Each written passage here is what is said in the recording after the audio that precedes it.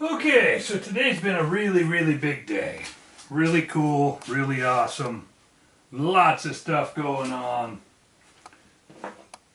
But no wins at all.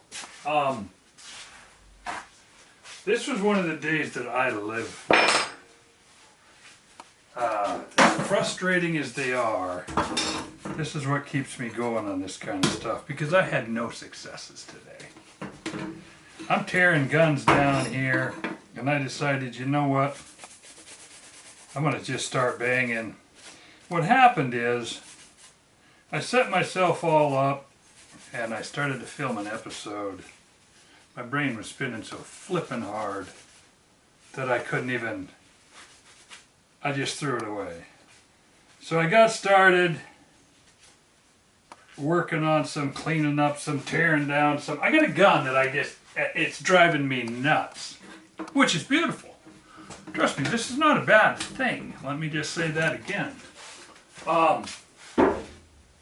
If it was easy, there'd be no reason to be doing this. So, I guess what happened is, stuff happened. One of the first things I've learned about these that didn't catch me unaware, but I'm really glad I went ahead and built 4 guns, because I'm burning 3 of them. It takes 3 guns to shoot these stupid things. I'm pretty streamlined. I have 600 yards out the window. So when I get down to tune, I get my head into a thing, and I am shooting and going and shooting and going, keeping tons and tons of notes, writing things down, checking conditions. I got a whole system going, and I'm fast at it. There's a few things I've learned about these 50 BMGs. Number one, you can't be fast. Let's just start with something really stupid. I weigh every charge, alright? And I weigh every charge using these little things like this, and they're filled to heap and brim. And then I tip them up, and I dump them into the cartridge cases.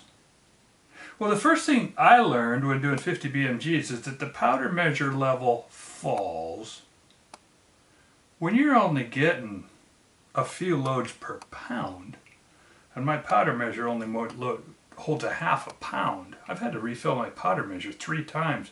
Well, I haven't filled it today, but I'm saying since I started this thing, between testing for clearances, proof testing, the 8 or 10 loads I put through the screen door gun just to find out it's going to blow up, ran up to retarded pressures, 80,000 to 90,000 psi. Way beyond anything I would use. But that was to find out if it was going to hold together or not. But what I'm learning is everything is slow.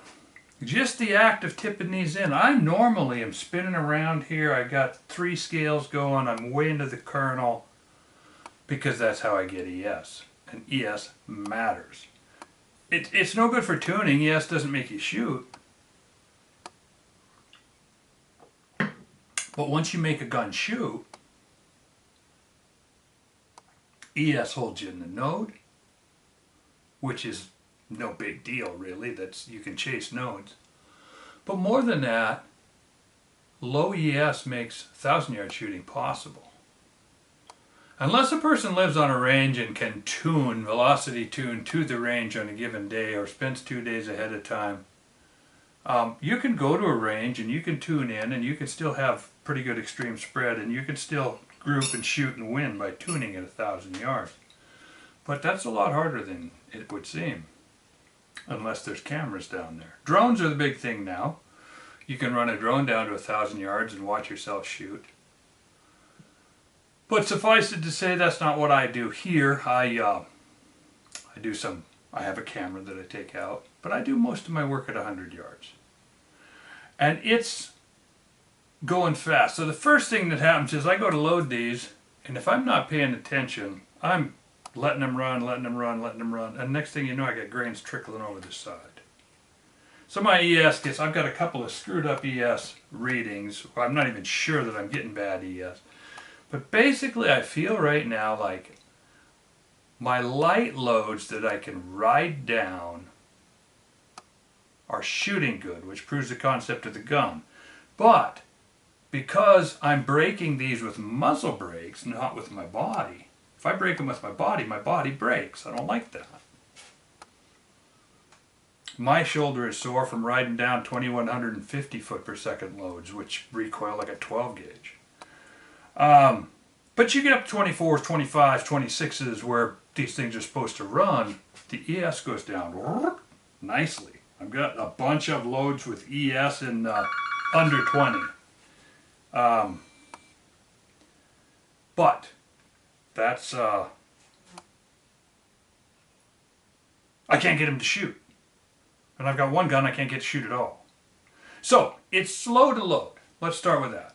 Everything about it is slow loading.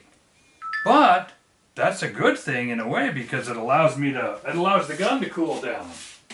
But, no it doesn't. These stupid guns make heat. When you're burning 230 plus, 230 to 240 grains is what I've been running today. They get hot. So I'm rotating 3 guns through. And oddly enough, I'm about done with the screen door, so the screen door was my first gun to prove concept, can I shoot a 15-pound gun? The screen door being this guy right here. This is it, shut up and shoot. As you can see, the break is really small. I've got a March scope on it. I've got a rubber shroud here because the thing kicks me in the eyeball. I haven't got any bruises, as you can see. I haven't hurt myself. But I had a close one today. I could have hurt myself. But the point is, this right here is kind of, for the nonce, done. This was my first thing. Can I shoot a full house 50 BMG in a 15-pound gun? And the answer is possibly, but not with this brake. With this brake, it's too small. A full house load will hurt you. Now, with this gun, I drop it down to 2150, 2200, and the gun shoots ridiculously well. I've got my notes here for the screen door. I shouldn't really say ridiculously, but it shoots better than it should. Because, as I noted here, you can't read it, but I did this for myself so I could remember. I'm going through 5 guns here. And one of them I don't even think I'm going to get to because it's not, I'll probably do a separate episode. It doesn't even fit into this. It's a different thing. The 4th one I'm also probably going to skip because that's the Noreen, and I really have nothing to say about the fiberglass Noreen yet. But, so I have 3 here that I've got some little notes in here. This gun is 6 pieces, all bolted together. I don't expect it to be really, really good. But when I write it down, these are some groups. This is a road right down, and this is going a little faster, and this is going faster. And this is starting to hurt. This is like my first groups. The first group out of this gun, I was really happy with.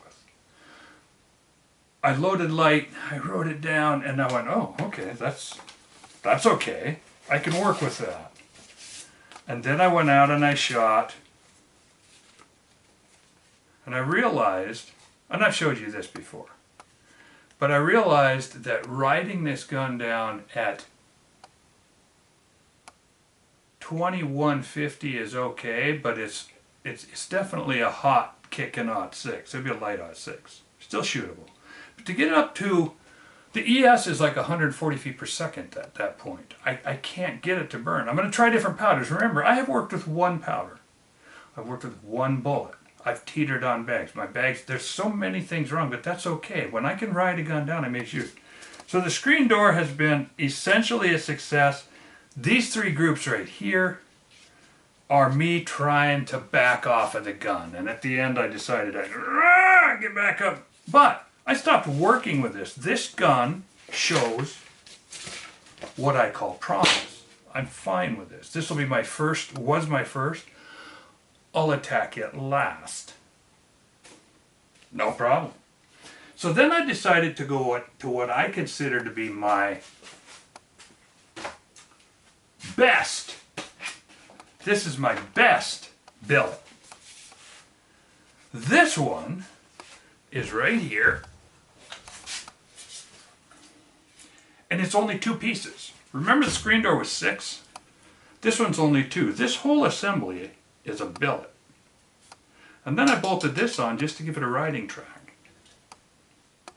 This gun has not disappointed. Let me just say, it's got a March Genesis on it.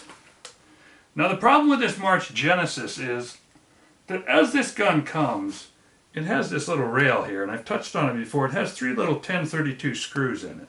That was it. Fits nice, everything fits great.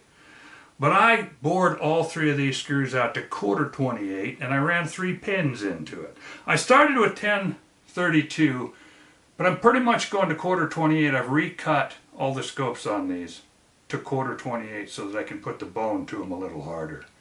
So this is on, and I think I epoxied it, but I'm not sure. This Genesis has been an unknown quantity because if you've ever seen one of these, they clunk. I mean, this thing is just floating in here. When I run it down to the 2-mile range, which this right now is spec'd to run all the way out to a long ways, I can move this up and down a 1/2 inch. So I've never been convinced. In the past, I had this scope on a big 338, and I wasn't getting the result. Oh, and by the way, here's another. This one's also got a rubber dealy bobber on it. You buy a rubber dealy bobber and then you cut it off to fit, because I don't want to get hurt in the eyeball. I haven't been, I don't intend to be. So, here's what happened though with the good billet gun.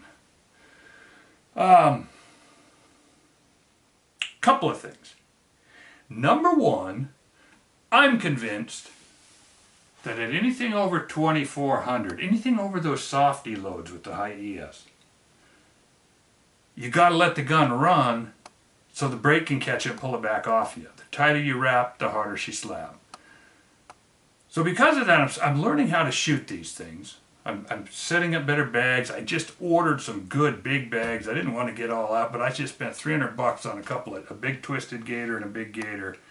Because the guns are showing enough promise, I'm going to learn how to shoot them. What I'm doing right now is testing concept. But when you're testing concept, you got to get some good groups or your concepts are just flawed. So, to run these up into the range where the ES starts to flatten out at about 2,400 feet per second with this powder. I'm not going to share the loads. They're 232, 236, 238, depending on the size of the chamber that I built, depending on the free bore. Every one of these guns has got a unique chamber. Every one of them has a unique free bore. I've got about 19 tests going on in the background that I'm not going to bore you with, because I just figure once I pull in a trigger, I might as well check 7 or 8 things instead of just one. But the point I'm ramping up to is that the gun's got to show some promise. And this billet, here's my note again. This is the 2-piece billet. And all it says here is promising. It's not broke.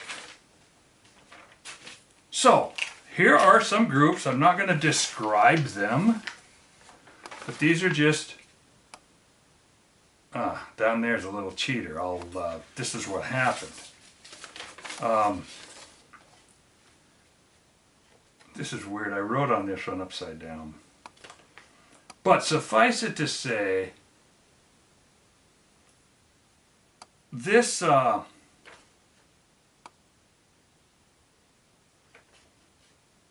had a couple little glitches with my bags. And this gun pops completely out of the bags.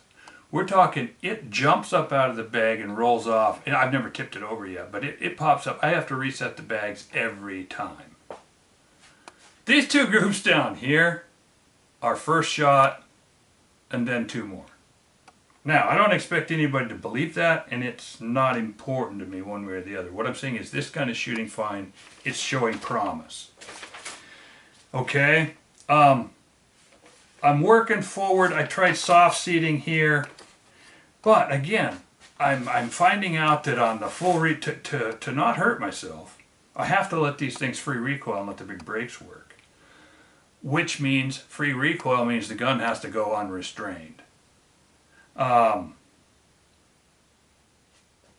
on this one I just couldn't. This one is a free form, unrestrained.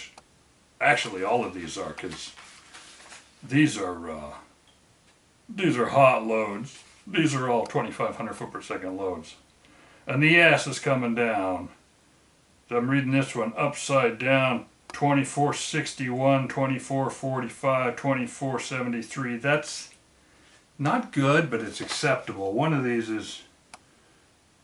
anyway, this billet gun is showing promise, but this is one of the things. Just as it was starting to work, this happened. Now, this was an eye-opener for me. I've been fighting some things here because I've had the window open and it's gone from about a 60-degree morning to 95 degrees outside. This room, this whole building is unconditioned. I started running a fan to cool the gun down. And the bottom line is the temperature started to go up in here. The humidity went up because this whole building is kept cool and the floors are cold and it's humid in here. My scales went wacko. So I'm having to scale everything 3 times. I'm not even convinced that 2 consecutive loads are within a grain of each other, but I don't care about that. They all are to the kernel, checked 3 times. So I'm fighting and I'm fighting and I'm fighting for time here. And I set the screen door aside and I'm shooting back and forth with 2 guns, this being one of them. Got a pretty good slide going. Got the fan running, I shoot, I leave the fan, I swap out guns every 2 groups, which means swapping out all the bags. It means, again, but it's okay.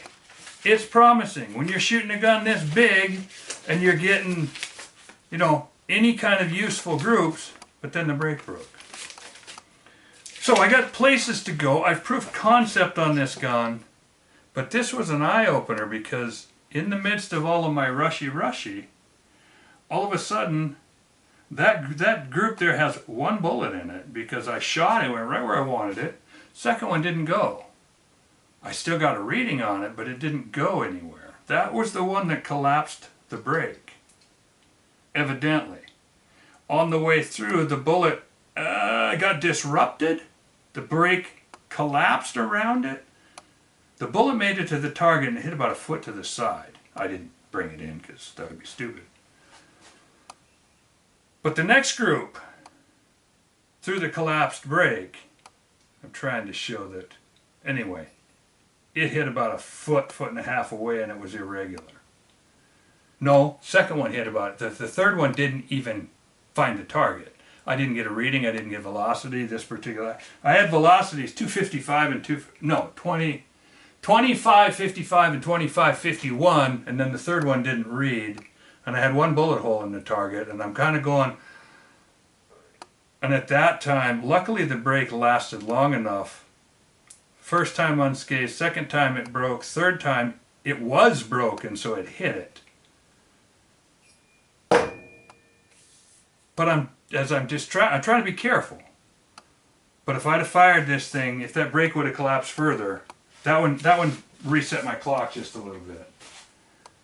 So, that gun went out of commission. I swapped over to this big guy, which has got a lot of good stuff. It shoots easy. I've changed the forend, but there are some issues. This is a 6-piece. I call it my 5-piece. And I cannot, for the life of me, get this thing to shoot. I'm free recoiling it because I got the big 5-inch forend on it now, but it's in pieces. you'll notice that it's got an outer piece and then a tall piece and then the inner piece on each side. But I still expect it to shoot. Now, nothing is glued together on this yet. This is all bolted together. This is the one that I've got, and here's the thing. I actually picked up, I told you I was shooting these. Here's on my notes. Will not group. Started shooting this kind of groups. I actually cut one out of the target today when I went down. The reason, there's one right there. Now it's got a bunch of other holes because a couple of days ago, some guy came over and was shooting with me and he shot a 22, an AR, and put a bunch of, but anyway, I just went and cut this out. But it will not group. This group over here is a little better than it looks because it's got two right there. That is two bullet holes and then one. You can tell if you're good at reading bullet holes that that's wide. And the sad thing is it shot those two and I thought, well, I'm getting somewhere. Then the next one went out here. And the other groups that it shot are here. So, the billet. Total pain. Next step though, I got all kinds of things to do on it. I'm excited about this billet stuff. It has the good stuff, it should work.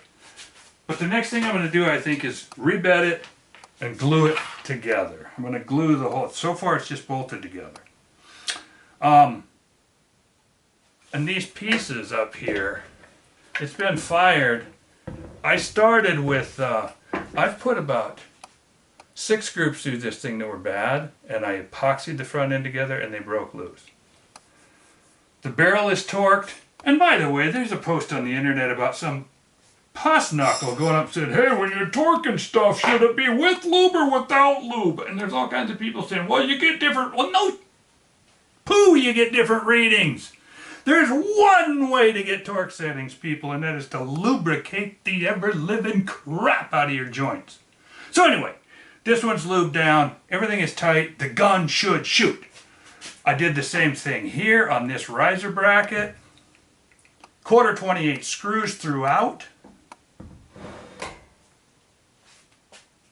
Now, the other whine that I've got is I'm finding out, because I'm shooting these two guns at free recoil, it is a ever-loving, mother-loving, world-beating hardness to shoot free recoil with 3-pound triggers.